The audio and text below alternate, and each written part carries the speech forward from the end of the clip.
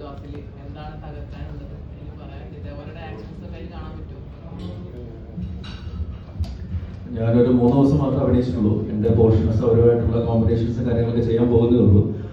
തീർച്ചയായിട്ടും മലയാള സിനിമയ്ക്ക് അഭിമാനിക്കാവുന്ന ഒരു സിനിമ തന്നെയായിരിക്കും. കാരണം അത്രയ്ക്ക് നല്ല നമുക്ക് മലയാള സിനിമയെ ലോക സിനിമയ്ക്ക് മുന്നിൽ കാണിക്കാൻ പറ്റുന്ന രീതിയിലുള്ള ടാലന്റുകൾ സിനിമയുടെ മുന്നിലും പുറകിലും ഉണ്ട്, അല്ലെങ്കിൽ കൂടെയുണ്ട്. അപ്പോൾ തീർച്ചയായിട്ടും നിങ്ങളെപ്പോലെ തന്നെ ഞാനും എക്സൈറ്റഡ് ആണ്. മഹേഷ് എന്ന് പറയുമ്പോൾ നമുക്കറിയാം ടെക്നിക്കലി ഏതെല്ലാം രീതിയിൽ ഒരു സിനിമയെ ഹൈയിലേക്ക് കൊണ്ടുവരാനായിട്ട് സാധിക്കാൻ കഴിവുള്ളൊരു വ്യക്തിയാണെന്നുള്ളത്, അല്ലെങ്കിൽ ടെക്നീഷ്യൻ ആണെന്നുള്ളത് തീർച്ചയായിട്ടും ആ ഒരു ടെക്നിക്കൽ എക്സ്പെർട്ടീസ് സിനിമയിൽ കാണാൻ സാധിക്കും. ഓഫ്കോഴ്സ് അത് ഇതുവരെ നമ്മളങ്ങനെ കണ്ട് പരിചിതമല്ലാത്ത ഒരു ടെറൈൻ അല്ലെങ്കിൽ ഒരു ബാക്ക് ഡ്രോപ്പിലാണ് പറഞ്ഞു പോകുന്നത്. അത് തീർച്ചയായിട്ടും ഒരു എക്സൈറ്റിംഗ് എക്സ്പീരിയൻസ് തന്നെയായിരിക്കും സിനിമ ലവേഴ്സ്. പ്രത്യേകിച്ച് അത് തിയേറ്ററിൽ തന്നെ വന്ന് കാണേണ്ട ഒരു സിനിമയാണ് എന്നുള്ളൊരു കാര്യവും അടിവരിയിട്ട് പറയുന്നത്.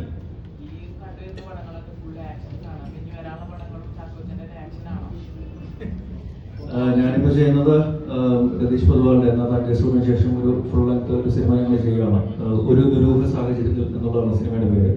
അതിൽ കുറച്ചുകൂടെ ഒരു ഫണ്ണും സെറ്റയറും അത്യാവശ്യം പൊടിക്കും ആക്ഷനും കാര്യങ്ങളൊക്കെ ഉണ്ട്. പക്ഷേ അൾട്ടിമേറ്റ് ഔട്ട് ആൻഡ് ഔട്ട് ഒരു കുറച്ചും കൂടി ഒരു ഹ്യൂമറും കാര്യങ്ങളൊക്കെ ഉള്ളൊരു സിനിമയായിരിക്കും. അതിൽ ദിലീഷ് പോത്തൻ, സജിൻ ഗോപു, നമ്മുടെ മഞ്ജുമൽ ബോയ്സ് ഡയറക്ട് ചെയ്ത ചിദംബരം അഭിനയിക്കുന്നുണ്ട്. പിന്നെ ജാഫർ ഇടുക്കി, സുധീഷ്, ഇങ്ങനെ ഒരു ഇതുപറ്റം നല്ല ടാലന്റുകളുണ്ട്. തീർച്ചയായിട്ടും അത് വേറെ രീതിയിൽ ആൾക്കാരെ എന്റർടൈൻ ചെയ്യുന്ന ഒരു സിനിമയായിരിക്കും.